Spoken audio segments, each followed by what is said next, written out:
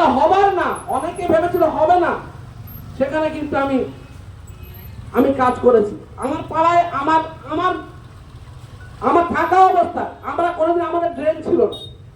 এখানে যারা মানুষজন আছেন, যারা আমার এলাকার মানুষ আছেন, আপনারা বলুন, আমি কাউন্সিলর হবার আগে আমার পাড়ায় ড্রেন ছিল? আমি কাউন্সিলর হবার আগে আমার পাড়ায় মোটা জলের পাইপলাইন ছিল? ছিল না। আমি কাউন্সিলর হবার আগে আমাদের সৌগাদ্দার এরিয়া, আমাদের এই অঞ্চলে নুরানি মসজিদ পর্যন্ত কোনো ড্রেন ছিল? আমি কাউন্সিলর, এখানে তো অনেক কাউন্সিলর ছিল, এর আগে কেউ 3 বার হয়েছে, কেউ 2 বার হয়েছে, কেউ 5 বার হয়েছে। আপনাদের সামনে আমি উদাহরণ দিতে বলতে পারি। এছাড়াও এই গলিপাড়ার মধ্যে এইখান থেকে কোনো ড্রেন ছিল? এই টেপাপাড়ায় এখানে কোনো ড্রেন ছিল? দু একটা জায়গায় সামান্য ছিল, যেগুলো অকেজ হয়ে পড়েছিল। এছাড়াও আপনারা দেখুন, এই যে আমরা আজকের এই যেখানে দাঁড়িয়ে আছি, যদি আমার এই মিটিং এর লাইনটা খুলে নিয়ে চলে যায়, তবুও এখানে কিন্তু আলো থাকে। আমি তো নিজে দেখেছি এখানে 3 করে আলো জ্বলছে। এগুলো আমরা করার চেষ্টা করি, আমি করছি বলে বলছি না। যে যারা কাজ করতে জানে তাদের পক্ষেই মানুষকে সমর্থন করতে হয়।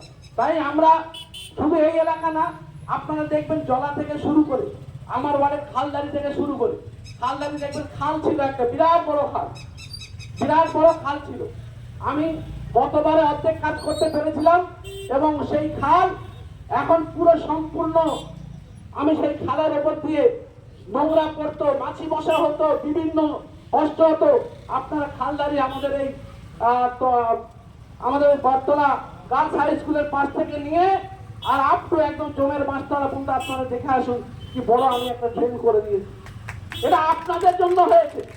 আপনারা যদি সঠিক মানুষকে সঠিক জায়গায় বিচার করে নিয়ে আসতে পারেন, তাহলে কিন্তু আপনাদের কাজ হবে। তা আমরা আপনার জন্য যত আপ্রাণ চেষ্টা করছি।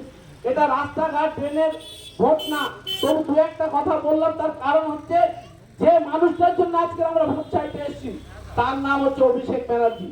আমাদের এখানে এমএলএ সাহেব বলে গেল, খুব দারুণ কষ্ট ছিল, জলের কষ্ট ছিল।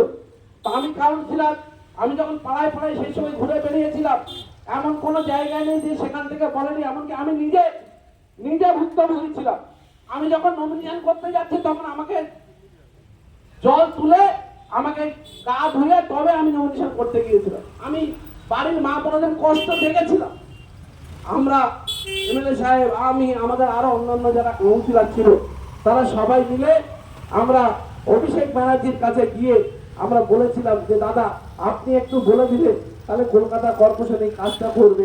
অতগুলো আপনার 4 নম্বরে দেখে আসবে, প্রায় 40 কোটি, টোটাল 55 কোটি টাকার খরচ হবে। ওটা এখনো কাজ বাকি আছে।